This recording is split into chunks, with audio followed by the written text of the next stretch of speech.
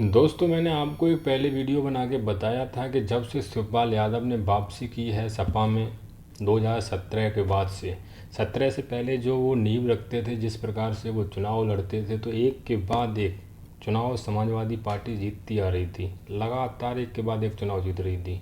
नेताजी थे, लेकिन जिम्मेदारी पूरी शिवपाल यादव के पास रहती थी चुनाव लड़ाने की, संगठन को तैयार करने की, कार्यकर्ताओं को मजबूत करने की, कार्यकर्ताओं से बात करने की। ये सारी नीचे ज़मीन के जो काम हुआ करते थे वो शिवपाल यादव के पास रहते थे। लेकिन 2017 में एक ऐसा माहौल बिगाड़ा बीजेपी ने।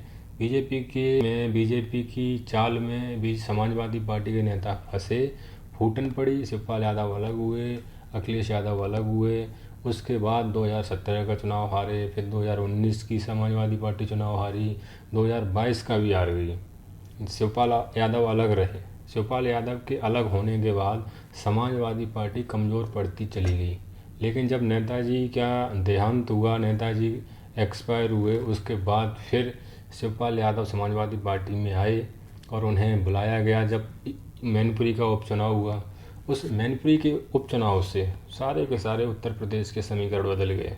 जैसे ही शिवपाल यादव समाजवादी पार्टी में आए और उन्होंने रणनीति बनाने पर काम शुरू किया, संगठन पर काम किया, कार्यकर्ताओं को कैसे जोश भरा जाए उस पर काम किया, तो उसका रिजल्ट ये आया कि मैनपुरी का उपचुनाव भी 2,88,000 से जीते।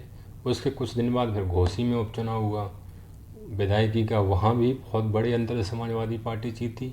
उसके बाद दोस्तों ये लोकसभा चुनाव 2024 का आम चुनाव हुआ। इसमें आपके सामने रिजल्ट है।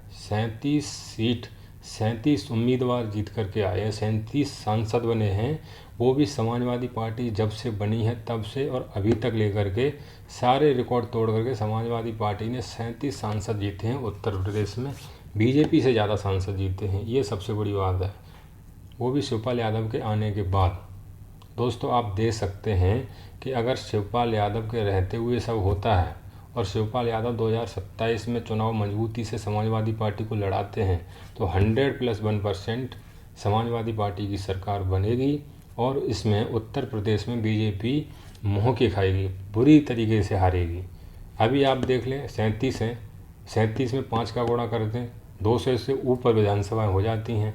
तो ये तो सीधी सीधी समाजवादी पार्टी पूर्ण बहुमत से सरकार बना रही है और इसमें बनाएगी भी।